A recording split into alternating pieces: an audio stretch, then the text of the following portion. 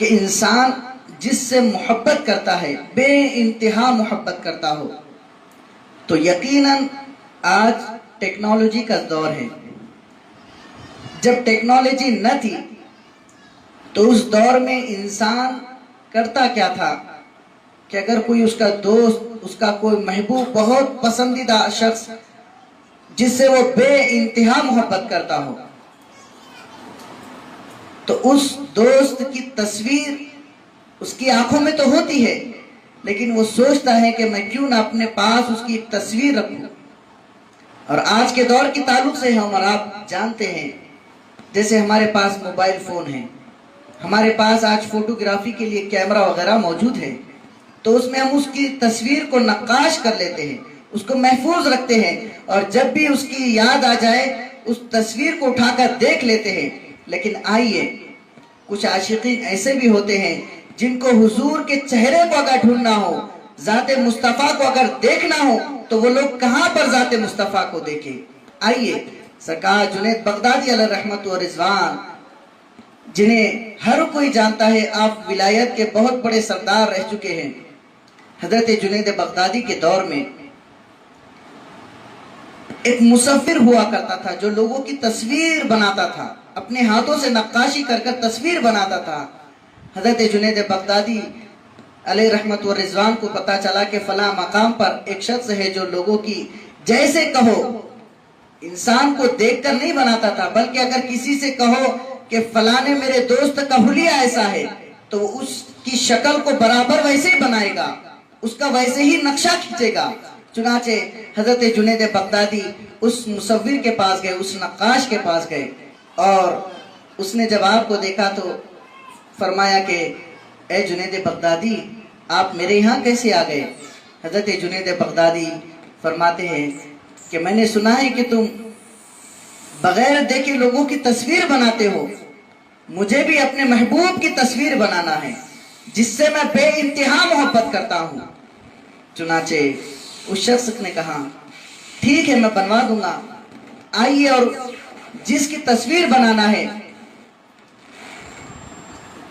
تو اس کے جسم کے کچھ انداز،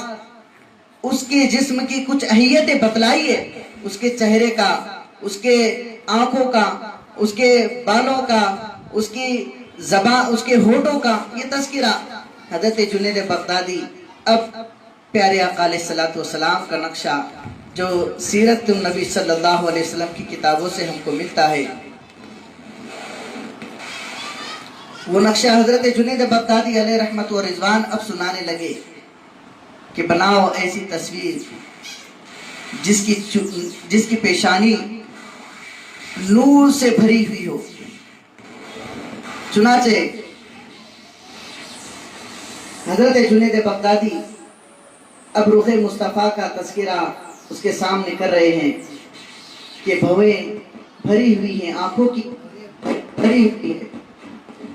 حضرت جنید بغدادی فرماتے ہیں رخسار ایسے نور سے معمر کرو، اور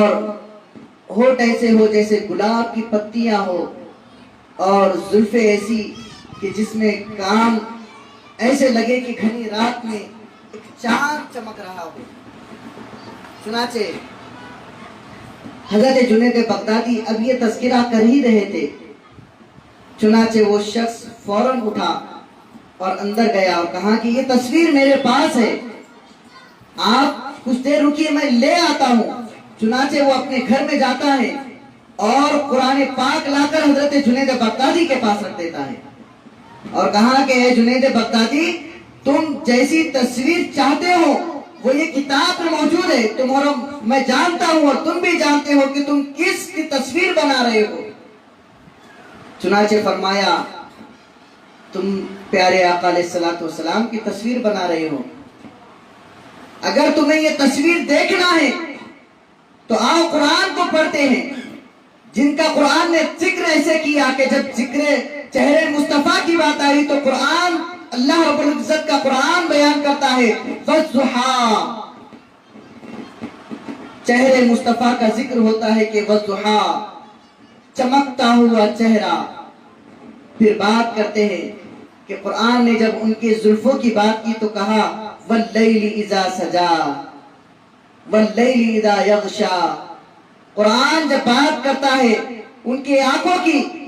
تو قرآن ان کے آنکھوں کی بصارت کا اعلان کرتا ہے ما زاغ البصر. پھر اس کے بعد قرآن جب بیان کرتا ہے ان کے بولنے کی، ان کے کلام کی، تو اللہ فرماتا ہے وما ينطق عن الهوى ان هو الا وحی یوحى. پھر قرآن جب بیان کرتا ہے ان کے سفر ناز کی تو شب معراج کا وہ تذکرہ کہ جہاں پر رب اپنے محبوب کو لے جا رہا ہے، سبحان الذی اسری بعبدہ لیلا من المسجد الحرام الى المسجد الاقصى، سفر مصطفیٰ کا تذکرہ قرآن بیان کر رہا ہے. قرآن میں جب بیان کیا گیا سینے مصطفیٰ کی، الم نشرح لک صدرک، اللہ تعالیٰ نے قرآن میں سینے مصطفیٰ کی کشادگی کا اعلان ایسے فرما دیا.